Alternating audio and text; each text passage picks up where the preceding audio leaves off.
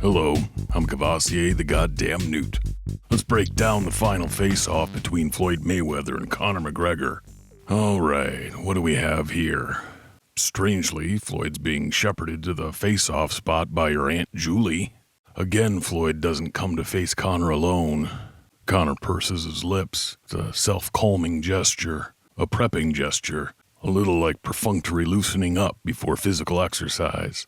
Conor swaggers into his spot with Floyd. He is visceral, in the moment. He takes Floyd in. We talked about Conor being a visual thinker. He's got the lens wide open. This is data collection, pattern recognition, movement deviation. I can't stress this enough. Conor's no longer thinking in the typical sense. No words clutter his mind. Zero internal narration. This is a state, similar to what athletes call the zone. It's pure visual imaginative being.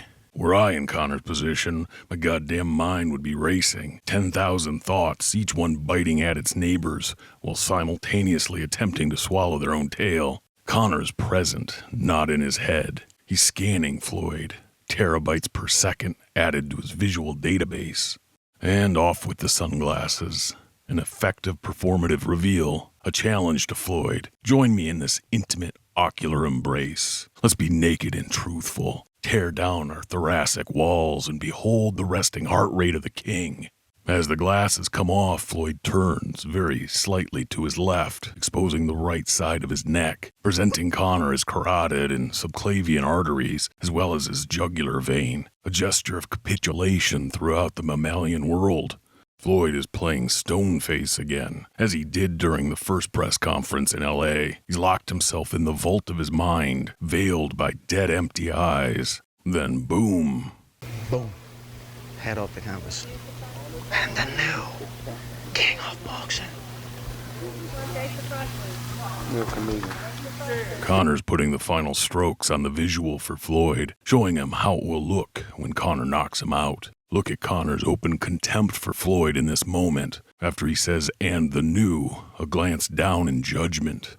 Like Floyd isn't rising to the occasion. Floyd's trying to play it cool instead of answering the challenge. This subtle grimace is a dour expression, like the sting of gallows humor. Is this grim acceptance?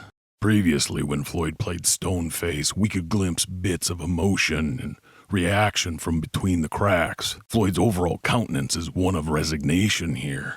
I can't believe I'm saying this, but Floyd is worried. Not about fighting Conor on Saturday. He's afraid of being knocked out. And I don't mean Floyd is thinking about the chances of being knocked out. No. He's concerned about the effects of the KO on his brain, as if he's already conceded the blows will land and he must go down. Floyd is overwhelmed with concern. His journey to the dark lands will be a one-way trip. This is why the whole press conference felt like a funeral. Floyd believes he's a man condemned.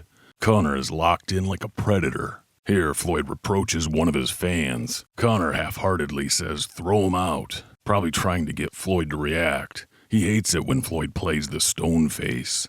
Floyd is professional, thinking about business. He's just trying to get through this interaction and move one day closer to his fate. Listen, you won't be in here. Carry yourself in a holy fashion. I told you that. You can see Conor isn't witty in this moment. Nothing like he normally is. Conor was absorbed in visual mode. Like I said, no words. He was deep in the right side of his brain. Speech and language function are located on the left hemisphere of the brain. That's why Conor almost seems groggy here.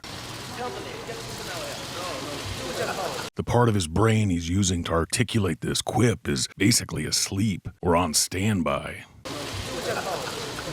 Floyd touches Conor's elbow to bring him back on point. This is all business for Floyd. He's hiding anything potentially vulnerable behind his stone face.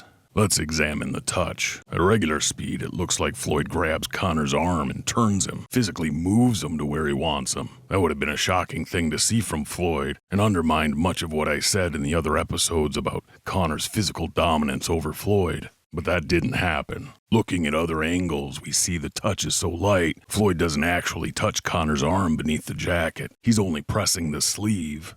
Conor looks at his arm, moves it away from Floyd. He doesn't even look at Floyd here. Conor dismisses Floyd's faux pas as a non-issue. This is Bruce Lee shit. I'm not sure why Conor says this to Floyd. It's important to him for some reason. At first you think he's being funny, but look at the intensity of Conor's pose. It has nothing to do with Floyd. It's like Conor is deliberately creating the image he wants history books to use. He's staring down the lens of different cameras, giving each photographer the picture Conor has had in his head for a very long time. The last thing is possibly the strangest, Conor's bow. Good luck. Good luck to you too.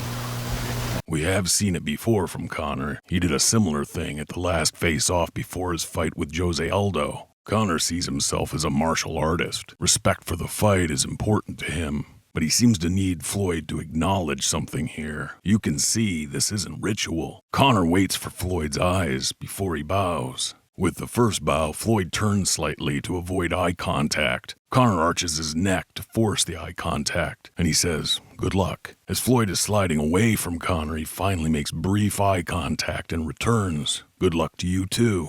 Getting what he needs from Floyd, Conor nods a final time. Just like we saw in LA, bam! The real Floyd Mayweather just made his appearance. He had to release some of his bottled up emotions, disgust among others. Once again, Floyd shows us the whole stoic cool guy thing is just a front.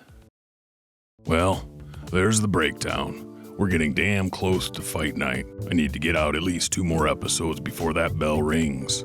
The next episode will be Floyd's specific game plan for the fight and beyond. And the other episode before the fight will be Conor's game plans and my fight predictions. Much thanks to my buddies Stephen Foy, Lux Solis, and Paul B. for sharing their observations about the face-off and keeping me up to date.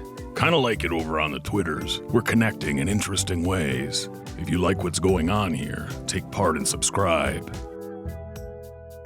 Remember, this isn't supposed to be easy.